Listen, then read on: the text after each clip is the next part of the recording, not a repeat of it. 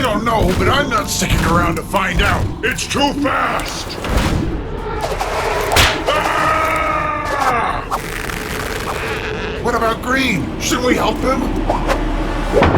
He's a goner. Maybe we can still make it. Blue! Orange, don't stop running. It'll catch you next.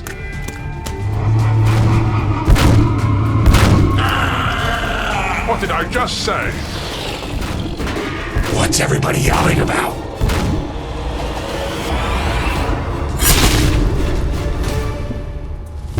You! You're the one I've been hunting for. The evil genius that turned me into this and ruined my life forever.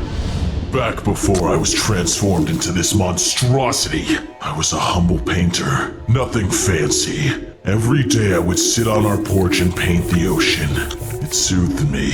It made me feel whole. I dreamed of becoming a world-famous artist, seeing my work in museums, in galleries, selling it for tens of thousands of dollars. But that would never happen. Or at least it won't now. Painting didn't prove to be as much of a moneymaker as I had hoped. I was a great artist, but making a living was hard. And after a while, I lost more money than I had made. My house was bursting at the seams with boxes full of my unsold art. No one wanted to buy them because they said I used too many colors and the landscapes were unrealistic. I could barely stand to look at it. I was a total failure, a fact my wife wouldn't let me forget. Just like my paintings, the bills started piling up too. My wife was working 2 jobs trying to help us make ends meet, but it still wasn't enough. She started to resent me, and I don't blame her. I would resent me too. I felt like a freeloader trying to make my impossible dreams come true while she kept us afloat. She demanded that I get a real job that actually brings in money.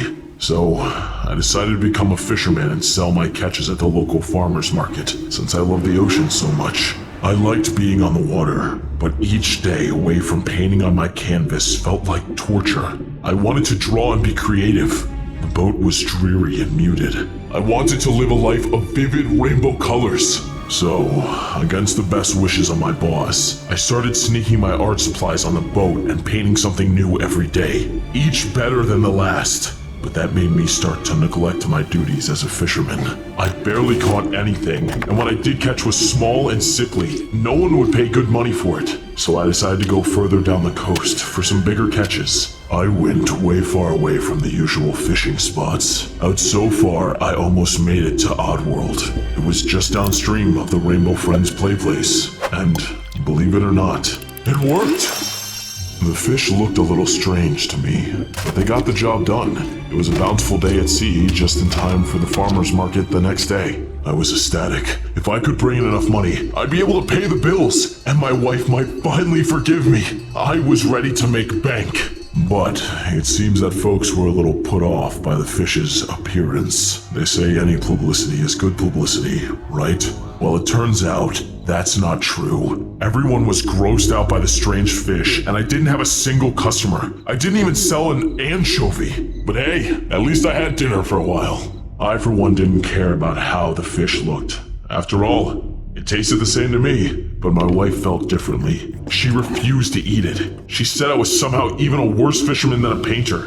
I felt horrible. I couldn't provide anything for her, not even one measly meal. After that, things got pretty bad between us. And on top of it, I started feeling strange. I was feeling a lot angrier than usual, but I was also feeling a lot stronger. Meanwhile, the fish got weirder and weirder. They started to be larger and even more colorful. Unnaturally colorful. I'd never seen anything like it, but they were all I could catch. The pollution in the area was already pretty bad, but this seemed different somehow. With no one buying my fish, I was forced to get rid of my inventory as best I could. At least they didn't go to waste. Even with everything falling apart, I kept painting. It was the only thing that brought me peace, but even that started to feel different. I couldn't get the strange fish out of my head. It's like my mind was consumed with colors, and the pictures in my head became harder and harder to paint. And my anger continued to get worse, almost uncontrollably. I just started calling it abstract. A few days in, I threw caution to the wind and entered an art fair. The grand prize was $1,000, and boy could I use that money. I'd be able to pay off some of our debts, save our house, save my marriage even. But as hard as I tried, I didn't even place. Clearly, these idiots had no idea what true art was. I was overcome with rage, and I lost control. I went on a total rampage, ruining everyone else's art out of jealousy, destroying the entire fair. That day ended up being the worst of my life. After that, things fell apart completely. I lost my wife, I lost the house, and I could feel myself losing my humanity as well. I didn't even want to paint anymore. Why would I? I'd never be any good. So that night, I went to the only place that ever helped me clear my head. This colorful pollution of some kind. It had almost taken over the ocean near us. I was beginning to come ashore. Who could do such a thing? Dumping waste and chemicals into the ocean, where we get our food, where some people get their livelihood, where there were living creatures. But this wasn't your regular trash or oil spill. I had no idea what on earth it was. What's happening to me? What's happening to me?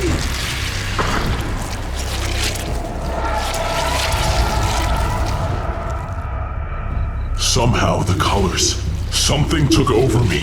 I felt power coursing through my veins, a dark power. All I wanted was my old life back, but instead I became a monster. I was terrified, I was confused, I was angry. I needed to find the source and exact my revenge upon whoever did this to me. And the colors led back here. It seemed as though someone had been dumping them into the ocean. Fine, I admit it. It's all my fault. I attempted to make a device that would split the color from a rainbow friend, so I could transform myself back into a human.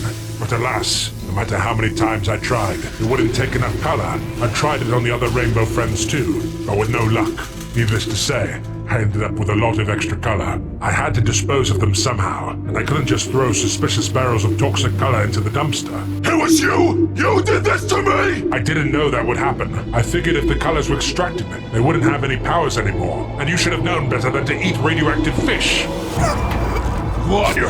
You're trying to trick me! I'm not. I know what it's like to want to be human again. That's why I created the color splitter in the first place. You said it yourself. It doesn't work! And that's what got me into this mess! You can't fool me! You did this to me!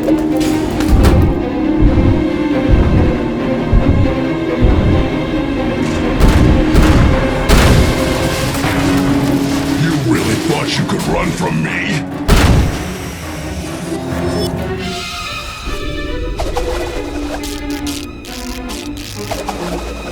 You want it? Come and get it.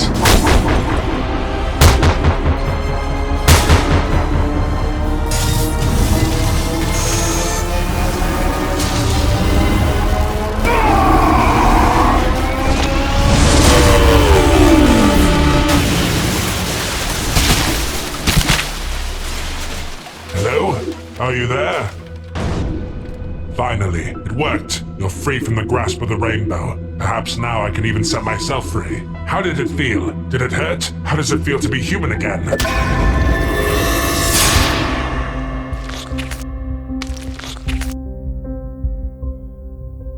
I guess I'll never find out.